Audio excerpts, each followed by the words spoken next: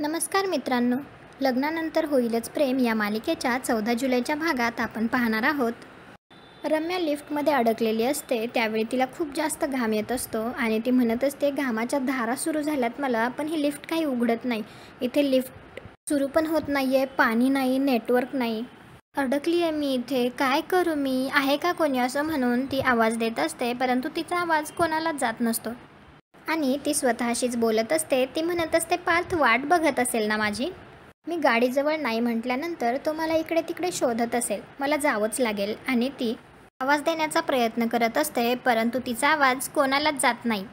त्यावेळी मात्र रम्याच्या डोक्यात विचार येतो. काव्या खिचडी घेऊन ऑफिसला यायलाच निघाली होती आणि रम्या पार्थ आणि काव्याला एकत्र इमॅजिन करत असते.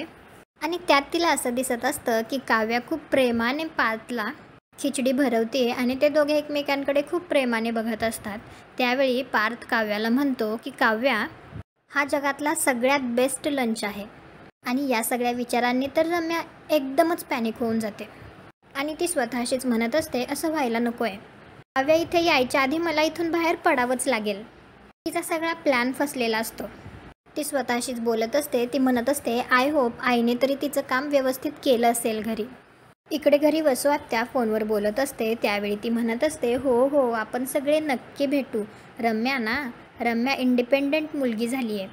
नाही गं, तिच्या लग्नाचं आम्ही इतक्यात काही बघत नाही. अगं काय हल्ली काय आहे ना, मुलींची फर्स्ट प्रायोरिटी ही करिअर असतं ना, म्हणून. बरं, मी नंतर बोलू का तुझ्याशी, थोडं घाईत आहे मी, चल बाय, असं म्हणून ती फोन ठेवून देते. त्यावेळी तिच्या लक्षात येतं की खूप उशीर झालाय आणि तिला रम्याने दिलेलं कामसुद्धा पूर्ण करायचं आहे. म्हणत असते, कल्पना पण ना इतका वेळ काव्याची रूम अडवून धरून बसली होती. आता काव्या घरी यायच्या आत तिच्या खोलीत जायलाच पाहिजे आणि सगळी रूम पिंजून काढायलाच पाहिजे. मला काही ना काहीतरी नक्की हाताला लागेल. त्याआधी तिच्या रूममध्ये तर जायला पाहिजे ना. चला जाते, असं म्हणून ती जायला लागते. परंतु तिथे कल्पना काम करत असते. त्यावेळी वसू आत्याचा पाय घसरून खोल जातो.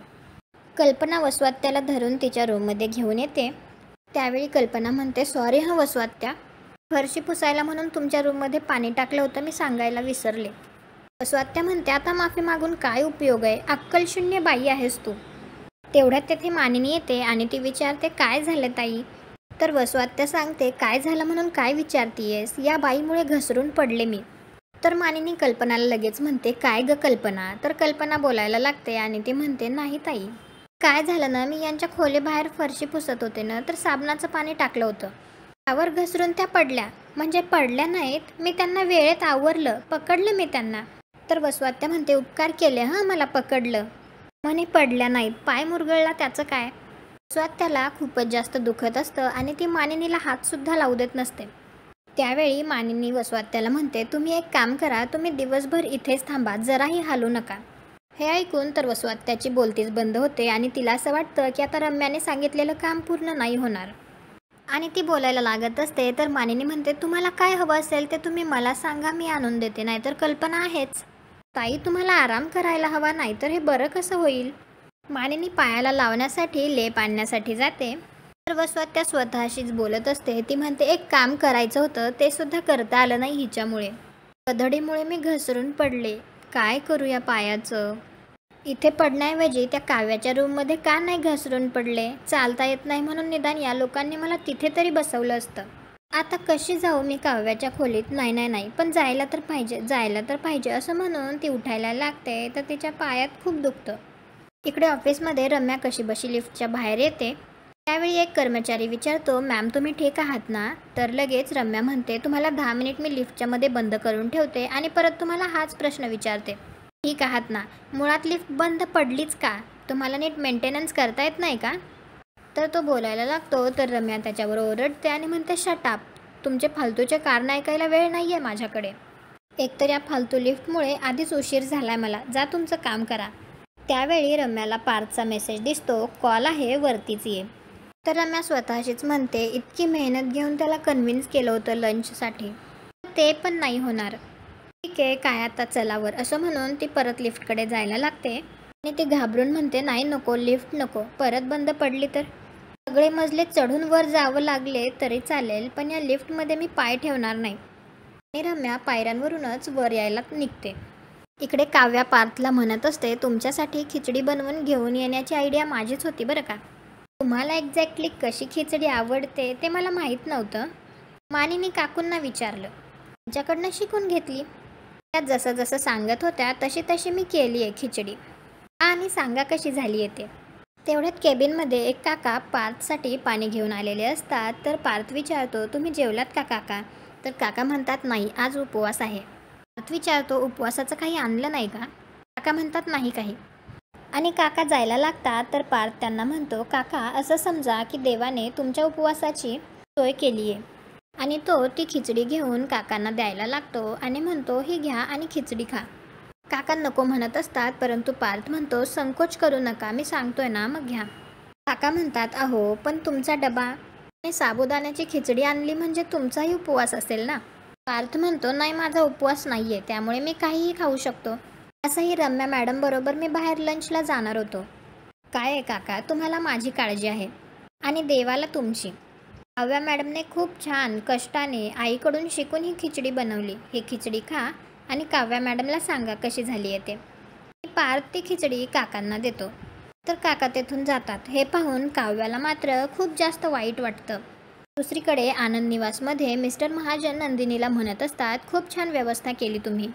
आनंद निवास, तुमचा स्टाफ, सगळं काही अगदी कमाल होतं आणि शेवटी तर या पाणीपुरीने धमालच आली. तर मिसेस महाजन म्हणतात, हो ना, एवढा टिपटॉप प्रेमाने पाणीपुरी खायला घालणारा पाणीपुरीवाला पहिल्यांदाच बघितला. नंदिनीला हे सगळं ऐकून थोडंसं वाईट वाटत असतं. तर नंदिनी लगेच म्हणते, मॅम ते पाणीपुरीवाले नाही, ते माझे मिस्टर आहेत. तर मिसेस महाजन विचारतात, तुमचे मिस्टर आहेत का ते? नंदिनी म्हणते, हो, जन्मेजय देशमुख. हे ऐकून तर जीवाला खूप बरं वाटतं. मिसेस महाजन म्हणतात, सॉरी हा मिस्टर देशमुख, मी तुम्हाला जरा जास्तच ग्रँटेड घेतलं. तर जेव्हा म्हणतो, नाही सर, इट्स ओके, मी माझी ओळखच करून दिली नव्हती, त्यामुळे तुमचा गैरसमज होणं साहजिक आहे. आणि आनंद निवाससाठी, माझ्या बायकोसाठी काय पण. मिसेस महाजन म्हणतात, वा वा, संसारात अशी साथ असेल तर तुझं पाऊल कधीच नाही अडणार नंदिनी. मिस्टर महाजन म्हणतात, आणि आम्हाला तर खात्री आहे आनंद निवास पुढचे सगळे प्रोजेक्ट छान आणि उत्कृष्ट रीतीने पूर्ण करतील, कारण तुमच्याकडे तुमच्या इतकीच छान माणसं आहेत. मिस्टर महाजन नंदिनीला चेक देतात आणि म्हणतात, ही आमच्याकडून तुमच्या आनंद निवासला छोटीशी भेट. नंदिनी म्हणते, सर आम्ही सगळेच कायम तुमच्या आभारी राहू. तर मिस्टर महाजन म्हणतात, आभार काय मानता तुम्ही, पुढेही छान काम करत राहा, चला येतो आम्ही, असं म्हणून ते निघायला लागतात. तर नंदिनी म्हणते, हो हो, पुढच्या वेळी आला तर इथे नक्की या, तुमचा पाहुणचार करायला खूप आवडेल आम्हाला. तर मिसेस महाजन म्हणतात, एका अटीवर हां. तर लगेच जेव्हा म्हणतो, तुमची अट ओळखली आहे मी, पुढच्या वेळी तुम्हाला माझ्या हातची पाणीपुरी हवी आहे, करेक्ट? मिसेस महाजन म्हणतात, करेक्ट, आणि ते निघतात. आनंद निवासमध्ये सुद्धा सगळ्यांना पाणीपुरीचा बेत खूप जास्त आवडलेला असतो. जेव्हा नंदिनीला म्हणतो, नंदिनी हा सगळा घाट मी फक्त तुझ्यासाठी घातलाय, फक्त तुझ्यासाठी. आज मला तुझ्या चेहऱ्यावर आनंद बघायचा होता आणि मला तो दिसला, पण माझ्याकडून आज तुला स्पेशल पाणीपुरी. तर नंदिनी लगेच म्हणते, जीवा तुम्ही हे सगळं माझ्यासाठी केलं बद्दल थँक्यू. पाहुण्यांवर पण छान इम्प्रेशन पडलं, खरंच मनापासून थँक्यू. पण मला कळलं नाही हे सगळं तुम्ही कशासाठी केलं. त्यासाठी काही करावं असं आपलं नातंसुद्धा राहिलेलं नाही आहे. पाणीपुरीचं म्हणाल तर कधी कधी खूप आवडणाऱ्या गोष्टीसुद्धा हसत हसत सोडाव्या लागतात. सोडली मी पाणीपुरी. जीवाला हे ऐकून खूप वाईट वाटतं. इकडे काव्यासुद्धा पार्थवर खूप जास्त चिडलेली असते. पार्थ तिला समजावण्याचा प्रयत्न करत असतो. तर काव्या म्हणते, काय ऐकायचंय, तुम्ही आत्ता माझ्याशी जे काही वागलात त्याचं वाईट वाटलं का तुम्हाला? असं असेल तर अजिबात वाईट वाटून घेऊ नका. तुमचं माझ्याशी हे वागणं डिझर्व करते ना मी. मीच मूर्ख आहे तुमच्यासाठी मी एवढी खिचडी केली आणि काकूंकडनं शिकून मनापासून ही खिचडी केली. ते आत्याबाई मला म्हणत होत्या, तू कशाला काय करतेस काव्या, तुला अभ्यास नाही आहे का, तुझी कामं नाही आहेत का? ही मी खिचडी केली. मूर्ख आहे हो काव्या. वर मी फटकळ वाटते, खोर वाटते, माहिती आहे मला, पण आतून काव्या कशी आहे हे तुम्ही ओळखू शकला नाहीत. पार्थ तुमच्यासाठी मी खिचडी करून घेऊन आले, तुम्ही एम्प्लॉईला दिली, अशी शेअर केली असती ना. तुमच्यासाठी वाढलेलं ताट तुम्ही अख्खं ताट त्यांना दिलं. पार्थ तुम्ही त्यांना तुमचं ताट नाही दिलं, माझी मेहनत दिलीत जी मी तुमच्यासाठी केली होती. प्रश्न खिचडीचा नाहीच आहे, त्यांचा उपास होता. तुम्ही खिचडी दिलीत फाईन, पण आज तुम्ही एकही शब्द न बोलता मला माझी जागा दाखवलीत पार्थ. मी इतकी खिचडी करून आणली आणि तुम्ही. तर पार्थ लगेच विचारतो, का आणलीत खिचडी? का केलीत तुम्ही खिचडी, तीही माझ्यासाठी? काव्या म्हणते, हो केली मी खिचडी, तेही तुमच्यासाठी. काय प्रॉब्लेम आहे बरं? आणि तुम्हाला नको होती खिचडी तर आधीच सांगायचं ना स्पष्टपणे. पार्थ म्हणतो, प्रत्येक वेळी स्पष्टपणे सांगितलंच पाहिजे असं नाही. काही वेळा स्पष्टपणे दाखवूनही दिलं पाहिजे जे आपल्या मनात आहे. असं तुम्ही आजपर्यंत दाखवत आलाय आणि मी बघून न बघितल्यासारखं करत आलोय. पार्थला रम्याचा कॉल येतो, तर तो तिचा कॉल न घेता तो काव्याला प्रश्न विचारत असतो, का केली तुम्ही खिचडी माझ्यासाठी? तर काव्या म्हणायला लागते तुमचा. तर पार्थ लगेच म्हणतो, उपवास नाहीये, आज उपवास नाहीये आणि त्या दिवशी तुम्ही रागारागात खिचडी घेऊन आलात तेव्हाही उपवास नव्हता. केलीत खिचडी तुम्ही? तर काव्या म्हणते, पार्थ तुम्हाला आवडते खिचडी? पार्थ म्हणतो, मग मला अजून बऱ्याच गोष्टी आवडतात, त्या तुम्ही करता का? लग्न झाल्यानंतर मला ज्या गोष्टी आवडतात त्या तुम्ही कराव्या असं मला वाटत होतं, त्या तुम्ही केल्यात का? तुमच्यासाठी ज्या छोट्या छोट्या गोष्टी मी करत होतो त्यावर तुम्ही छान रिॲक्ट व्हावं असं मला वाटत होतं, तुम्ही ते केलं? जेव्हा हवं होतं तेव्हा तुम्ही माझी आवड जपलीत का? नाही ना. मला आता हा प्रश्न पडलाय, तुम्ही माझ्यासाठी एवढे एफर्ट्स का घेताय, माझी आवड का जपताय, कशासाठी? काव्या म्हणते, गिल्टमुळे करत होते मी हे सगळं. पार्थ म्हणतो, म्हणजे तुम्ही हे सगळं आउट ऑफ गिल्ट करताय? पार्थला परत एकदा रम्याचा कॉल येतो, तर पार्थ म्हणतो, रम्या मी तुला 2 मिनिटात कॉल बॅक करतो, आणि तो पटकन फोन ठेवून देतो. पार्थला असं वाटतं की त्याने फोन ठेवलाय, परंतु चुकून तो फोन चालूच असतो. पार्थ काव्याला विचारत असतो, सांगा ना तुम्ही हे सगळं आउट ऑफ गिल्ट करताय का? तुम्ही जर काही आउट ऑफ गिल्ट करत असाल ना तर प्लीज करू नका. त्यात मी हर्ट झाल्यावर मला गिल्ट यायचं काय कारण आहे?